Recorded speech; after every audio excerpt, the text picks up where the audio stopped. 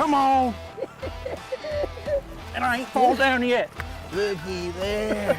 I'm about to fall, Donnie. On this week's episode, we are headed to West Virginia and we're doing all things wild and wonderful with the Davisson Brothers. I'm talking trout, I'm talking eating some mushrooms. Don't know what's gonna happen, guys. Thanks for being here. Like, subscribe, and share with your buddies.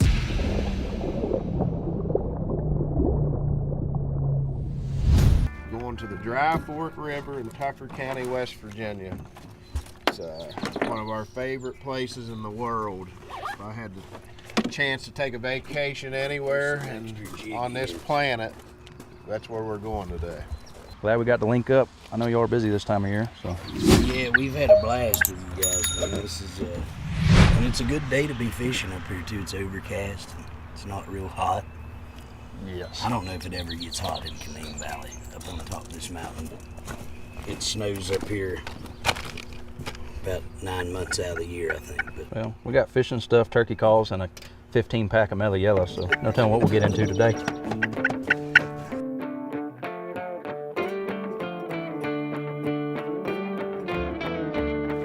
Whew. It's not cold. you're gonna get cold on the. Right there's the deepest part of it. All right, we made it over here without falling. We can keep it that way, that'd be pretty good, but apparently this is the hole. So we're gonna see if I can catch my first, well, it ain't my first West Virginia trout, but it's my first Canaan Valley trout. This one right here looks dynamite. Right there, that hole. Well, let's fish it, by God. Yeah, I want to see you catch one. Want to fish through it? There you go. Bring that baby right up through there.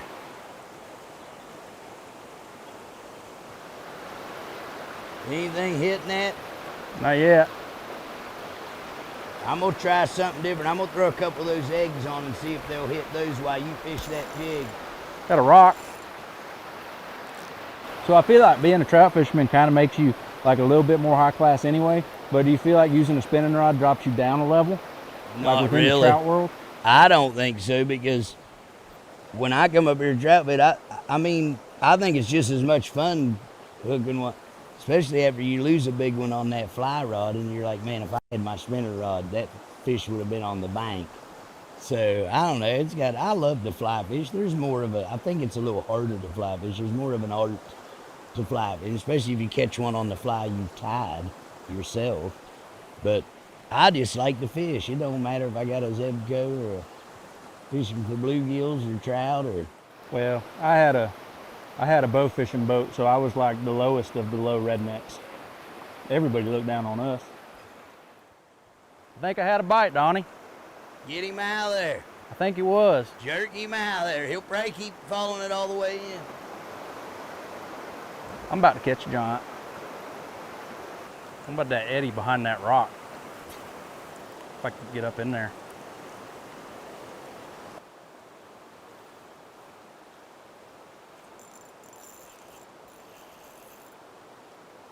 Ah, either that was a fish or I think it was. That's a fish. Got one. All right. Here we go. Dude, it's a big one. Nice net. Hold on. Just don't horse him as your drag working. I got the drag pretty good. He'll get tired. He's a good one. Don't horse him, Donnie says. Trying to keep him out of them rocks. Dude, I had just missed one by that big rock. These fish are huge in here. It's a big fish. I think it's a big old rainbow. Holy. I Look told you at it's a that big one. fish. I know. Holy. I told you it's Wait, a I big one. better quit saying. I said, Donnie, I need help. Yes. That is a stud of a rainbow. It might be a Coming right for big. you. It might be a big tiger. Big old rainbow. You about got him whipped. Coming right for you, Donnie. I'll get him. I'll get him. Come on. And I ain't fall down yet. Looky there. I'm about to fall, Donnie. You can't say that, man. Look at that fish. Yeah. All right, that's what we came for, brother. Thank you, sir. Good stuff. Just man. needed some good guiding there. Good stuff. First trout of the day. And it's a good one. I feel like a little kid yelling for daddy's help. I said, Donnie, you got the net, get over here. Yeah, but that's what we come for. That's the fun stuff. I felt like a kid running down there for 50 yards trying to get to you. I was like, don't lose that fish till I get there. That's awesome. Let me knock him off, not you. So, Well, we're gonna put him back and catch some more. Yep. Great work, man. Good fish. Appreciate it. Man, it's peaceful down in here, isn't it? Jeez, look at that down to there. I love it. Almost heaven. Almost. Don't let all them professional guys fool you, man. That's what we're after right here. That's the elusive Tucker County Mountain Creek chub. Hard to catch. That's the trophy of the day right there.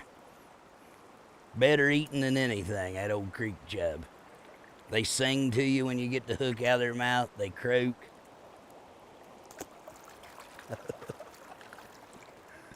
I better get it together.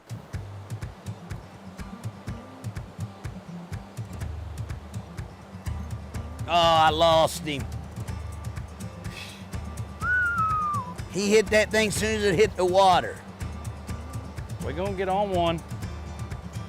There he is. Hey-o! Pretty good fish. How come? You got it? You need help? You got him, Ty?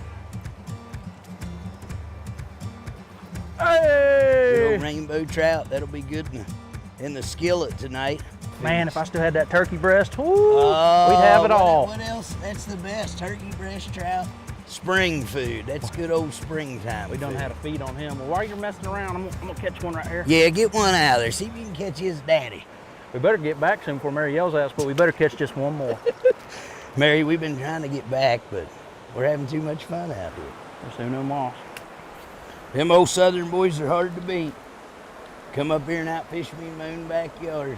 Well, we've learned at a young age when somebody catches a fish, you better just go stand next to them. That guy. That guy. There we go. All right, he's got him. That Little guy. Might be a little brook trout. Might be wild. It might It's be a smallmouth. I got a smallmouth. Smallmouth bass bag. Bill Dance. Bassmaster. That's the fish right there. Now, if that one was 2 or 3 pounds, you would have a blast. That's like the scrappiest fish pound for pound. It takes way more skill to catch these little guys. Yeah, old red eye. Old Bassmaster. Bye, buddy. I appreciate it, Donnie. Hey, that was awesome, buddy. I appreciate you coming up and bringing the family and spending a little time in West Virginia with us, man. Best fishing guide I've ever met in West Virginia. We got mellow yellows, M&Ms. We even make an old hillbilly sandwich when we get hungry. Now, I'm gonna tell you, we caught about 50 way bigger than this, but we just decided to keep one medium size for dinner tonight. We're gonna cook that up with some mushrooms. So, looking forward to that one. I don't know what y'all are gonna eat, but Well, we'll let Zach have the trout, man. Rest of us, we'll just eat maybe some pepperoni rolls with some mushrooms and wraps. on to the next thing. On to the next thing. It's been fun, guys. Thank you. Canaan Valley is very cold and cool and wet, and it's a little microclimate. And if you go to the other side of the mountain, it's real dry and warm. So it's kind of a shadow effect. So is this like the ideal environment for the mushrooms? Real good for mushrooming because She's it's all cool about the and mushrooms. I've moist. always wanted to learn about it, and they said you're the guy for This me is to Mr. learn Mushroom. from. Well, I've helped run the club, and I'm just been doing it since I was a boy. It's always fun. It gets you out in the woods. It gets you with kids and other people. How many times have you and made a lot of yourself food. sick? Pardon? How many times have you made yourself sick from mushrooms? Well, all mushrooms are edible. Some only once.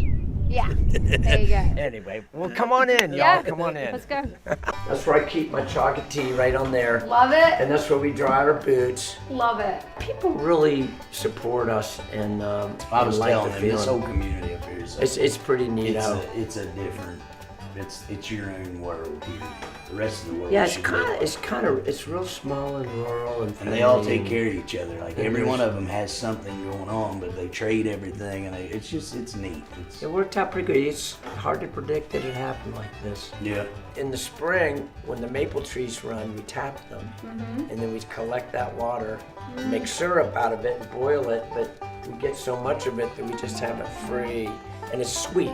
And it's real clean. Yep. It's full of electrolytes. Yep. Natural, just like chaga. And then we make our chaga tea with that water as well during that time of the year. We have shelters, like 12 shelters out there. The shelters have snacks that we buy and put in there. And then there's Just in case, like a storm. yeah, if anybody wants to eat them and stuff. And then we actually tell our skiers to bring snacks, and then they take and replenish. So people are always bringing. People are bringing and giving. There's some chaga. It grows off of the birch tree, and this has been dried. Wow. And that golden center is really the some of the most precious part. This is full of all kinds of healing properties. Some people think it's a really famous for being anti-tumor. And so we put it in water, and this would make hundreds of tea cups. Really? Yeah.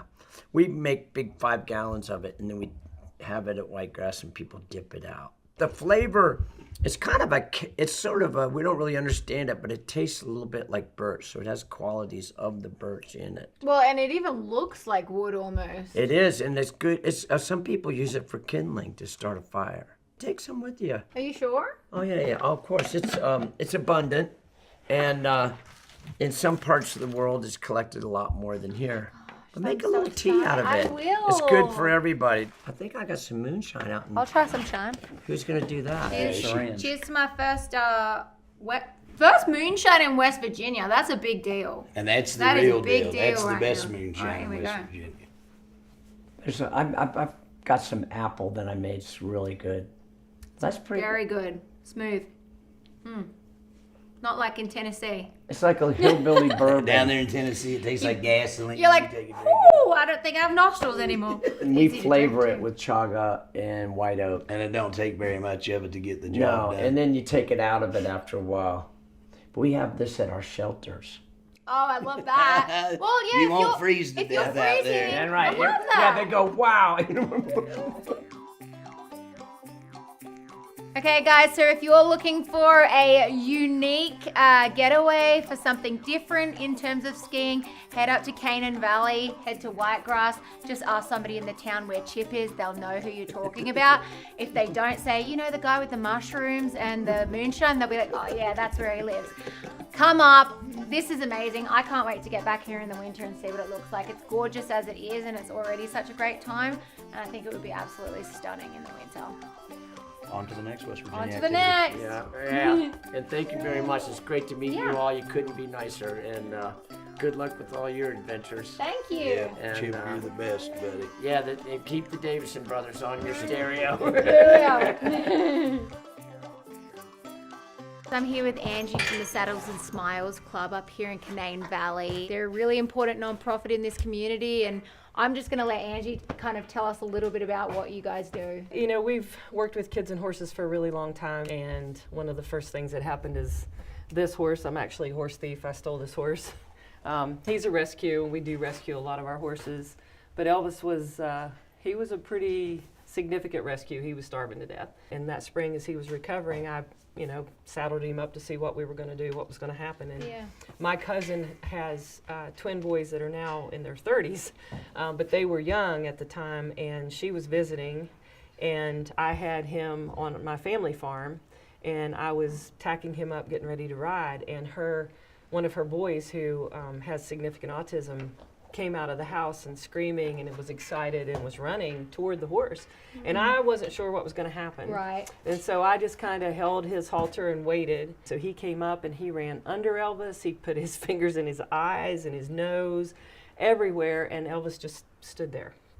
And I was like, okay, there's something special about this horse. And I watched Michael calm down and just have this amazing experience. And so we started building our programming around Elvis. We would start working with the neurodiverse population by helping them start to gain relationship with the horse. And it's a really special process seeing a kid, especially a kid on the autism spectrum, connect with a horse. Because oftentimes they're not getting social cues. They're not getting that Hard connection. for them to connect. And Yes. yeah. And to understand their emotions, and emotional regulation is tough. And so we started doing that, and we started having some day camps. We were very blessed to be able to build this arena. We also work with young adults with challenges, and so our young adults with challenges and people here locally helped us build this arena. So we work with kids on the spectrum, we work with kids who have physical challenges. We work with kids who have maybe been in the foster care system, have a lot of trauma in their lives, and spending time with the horse, it just, the emotional regulation piece is super important. But they also learn how to ride. They learn how to tack the horses, they learn how to ride. They do amazing, incredible things that maybe people thought they couldn't do. So what's the future for Saddles and Smiles? We provide all of our services free of charge. Really? Yes, we do not charge for our services. Wow. We do all fundraising to cover the costs. We are all volunteer staff. All the people you see here today are Amazing. volunteers here. Yeah. So, you know, when someone comes to a camp, I ask parents to donate whatever, $1, $500, whatever they can afford to donate. So they donate something to bring their kids to camp. The Davisson Brothers have been just incredible supporting us. There's a banner in here that has them on it because we're their named charity, and they've done an awful lot to help us get connections to keep us going. So if people watching want to help or donate or, you know, want to come up and volunteer, how can they go about doing that? Our website is saddlesandsmiles.org, Yep. and that's the best place to go because you can get direct contact information for all of us and how to donate. There are lots of ways to donate. We do have PayPal, Venmo. We'll take a check. And we'll take it in $1 in an envelope if you mail it to us. Yeah. We'll be happy for that. Yeah. But that's a great way to do it. Anyone who wants to volunteer, we love having people come in and volunteer for our camps. That's especially because I tend to have a hard time saying no. So we may have 15 slots and I'll end up with 30 kids here because I don't want to turn anybody away. So having help in camps is a really good thing to have for us. Look, I encourage you, if you've got it in your means, go on the website and make a donation and check them out. And if you're in the area and you're going to be up here, get in contact and see if you can come and volunteer. They're doing really important work in the community, and it's just wonderful. Wonderful to come here and see everything, and maybe Elvis will be here and you can say hi to him too. Oh my God. He may take a nap on you. He's going to go to sleep on you. Sleep on me, Elvis. Sweet boy. Well, thank you so much for letting us come and hear your story. Thank you guys very much. I wish you guys all the best. Seriously, it's amazing. We appreciate it. Thank you so much. Thank you. Do you want to sit on him? Would you like to sit on Elvis? You can just hold her up on him if you want to. Yeah, horsey. Elvis. Elvis. You like him? Yeah. Notice how still he's stand here as long as you ask him to.